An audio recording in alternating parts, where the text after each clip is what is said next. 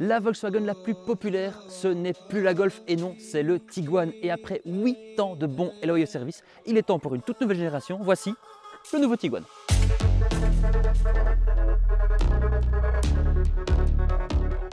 Côté design, le nouveau Tiguan, il se caractérise par des lignes rondouillardes. Il n'y a plus toutes les lignes fermes qu'on avait avant. Et je ne sais pas vous, mais vous ne trouvez pas que cette face avant, elle ressemble un petit peu au Touareg? D'ailleurs, comme le Touareg et comme toutes les autres Volkswagen de cette génération-ci, on a toujours une barre LED qui relie les deux feux qui sont d'ailleurs des feux Matrix maintenant optionnels. Sur la version Airline qu'on a ici, on a un pare-choc tout fait de noir et un petit peu plus agressif. D'ailleurs, du noir, on en retrouve aussi sur les passages de roues et sur les jantes qui sont de 18 pouces de série. Et sur la version Airline, elles sont bien sûr plus grandes. Ici, on a du 19 pouces. Sur le flanc, on voit que le Tiguan il change, mais pas tant que ça, parce qu'il est exactement à la même longueur, 4,53 m, enfin il y a 30 mm de différence, et l'empattement, il fait exactement la même longueur qu'avant. Alors que sur la partie avant, il ressemble au Touareg, la partie arrière, le nouveau Tiguan, il ressemble plutôt au plus petit, au T-Cross. Et oui, regardez, cette grande partie de plastique noir, ça nous fait vraiment penser au petit T-Cross. Sauf que ici, on a une grande barre LED qui relie les deux feux et qui, bien sûr, en son centre, se rejoint sur le nouveau logo VW. Nouveau aussi, c'est le logo Tiguan écrit en dessous en toutes lettres. Bien évidemment, ici, on a un pare-choc finition Airline avec du genre de nid d'abeille et surtout, plus important, pas d'échappement. Alors que les dimensions extérieures ne changent que peu, dans l'habitacle, le Tiguan, c'est une complète révolution. C'est fini le tableau de bord qui ressemble un petit peu à un melting pot entre ce qu'on trouvait dans la Golf et dans la Passat. Ici, c'est la nouveauté et on a un tableau de bord tout en horizontalité qui est complètement dominé par deux écrans. Bien évidemment, on a l'instrumentation digitale de 10,25 pouces et celle-là, elle est de série. Mais bien évidemment, ce que vous allez tous me demander, c'est cet écran-là. Il est gigantesque, il fait 15 pouces. Mais ici, attention, c'est une option de série, il fait 12,9 pouces. Plus important encore, c'est que derrière cet écran, il y a un tout nouveau système d'infodivertissement. C'est le même système qui a été inauguré dans l'ID7 et qui est bien plus facile à utiliser qu'avant. En même temps, c'était facile à améliorer. Autre nouveauté dans ce Tiguan, c'est que sur la console centrale, il n'y a plus de levier de vitesse. Et non, le levier de vitesse, maintenant, il passe derrière le volant, comme sur les véhicules ID. D'ailleurs, c'est exactement le même module. Et ça permet à Volkswagen de libérer de l'espace dans la console centrale. Ici, on a maintenant deux chargeurs sans fil. Et oui, deux chargeurs sans fil, c'est très pratique. Plein de porte-gobelets et aussi un nouveau petit bouton central qui est rond. Alors, il contrôle non seulement le volume, mais il contrôle aussi toute autre fonctionnalité, comme notamment les modes de conduite. Et ça, c'est très pratique parce qu'on ne doit plus passer via l'écran, via un menu, d'un sous-menu, c'est juste un bouton, une pression. Un autre point positif, et on en remercie Volkswagen, c'est le volant. Alors, il n'a rien de bien spécial ce volant, sauf que les commandes, elles ne sont plus tactiles et haptiques. C'est simplement des boutons physiques. Oh, ça fait du bien d'avoir des boutons physiques. Et enfin, ce Tiguan, Volkswagen nous le présente comme un modèle qui est un petit peu plus haut de gamme. Alors certes, on a de la finition assez sympa avec du plastique moussé sur le tableau de bord, un petit liseré bleu sur cette finition Airline, du plastique moussé ici sur les flancs, mais si on cherche un peu et qu'on va un petit peu plus bas, on a du plastique et gratte. Mais bon, maintenant, ça reste du Volkswagen, c'est toujours un peu comme ça. À l'arrière, c'est la même mélodie et c'est d'ailleurs une très bonne chanson parce que l'habitabilité, elle est très confortable. Bien évidemment, sur le Tiguan, on a une banquette coulissante et réglable, si j'arrive à trouver la manette, voilà, avec un dossier réglable, mais surtout, plus important, on a assez d'espace en longueur et bien évidemment des caves à pied assez profondes, ce qui fait qu'on peut facilement tendre les jambes et passer quelques kilomètres au confort. Alors, autre confort, et ça les enfants, ils vont apprécier, c'est que dans le dossier du siège, on a deux pochettes qui sont très pratiques pour mettre des smartphones. Et enfin, le coffre, il grandit de 37 litres pour arriver à 652 litres. Alors, ça ne paraît pas comme ça, mais il y a un plancher réglable en hauteur. Et ici, il est dans la position la plus haute parce qu'il y a le subwoofer du système son. Et pour le volume du coffre de l'hybride rechargeable, eh bien, on n'a pas encore les infos.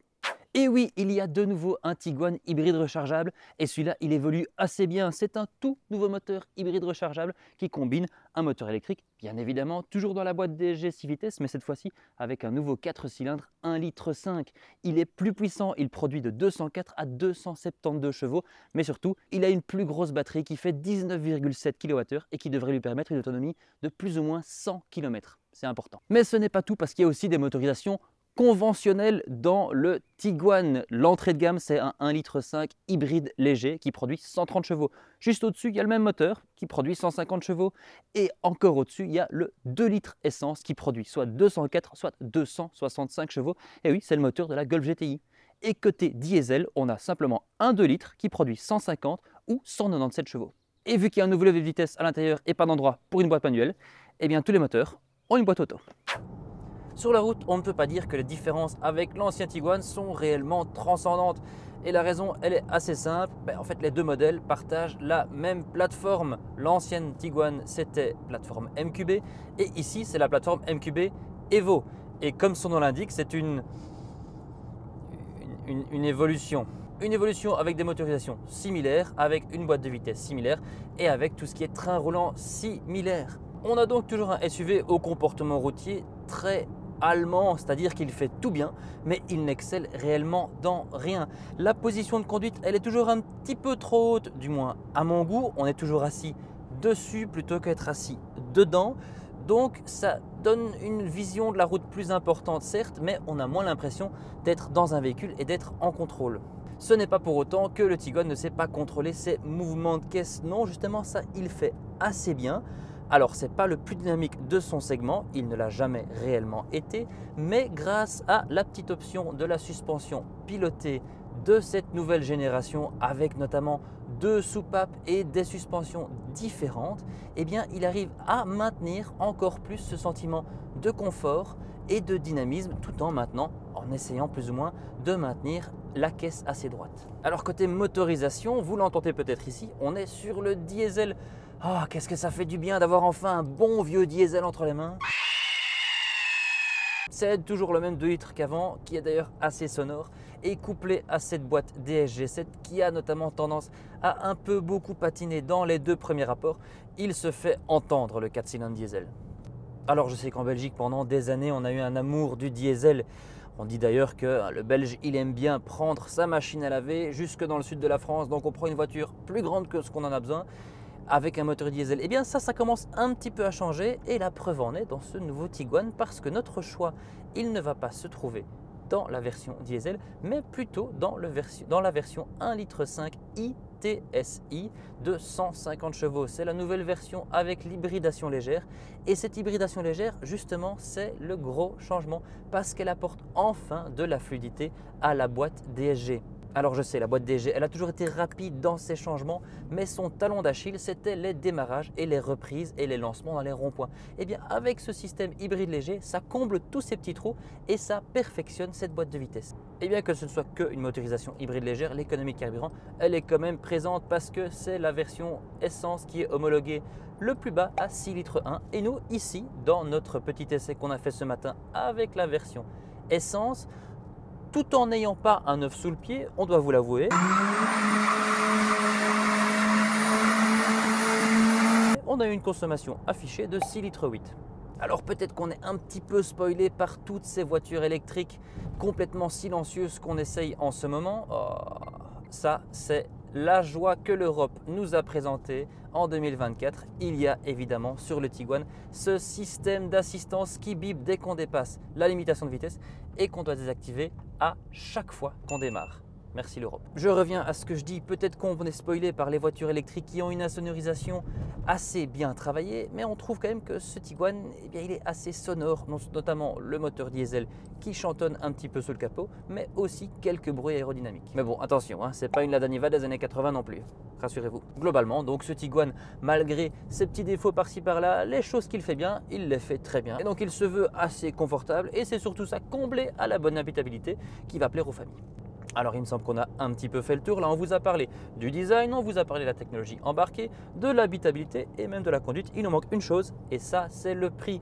Le nouveau Tiguan, il commence en Belgique à 37 100 € pour la version 130 chevaux du moteur 1,5 litre hybride léger. Pour le premier diesel, il faudra monter en gamme et donc compter un petit peu plus de 46 000 €. Et je vous entends déjà venir, vous allez me demander quid des motorisations hybrides et quid des autres motorisations essence. Eh bien, pour l'instant, je suis point main lié, je ne sais rien vous dire parce que tout simplement VW n'a pas encore annoncé ces informations leur homologation et leur lancement arrivera plus tard dans l'année.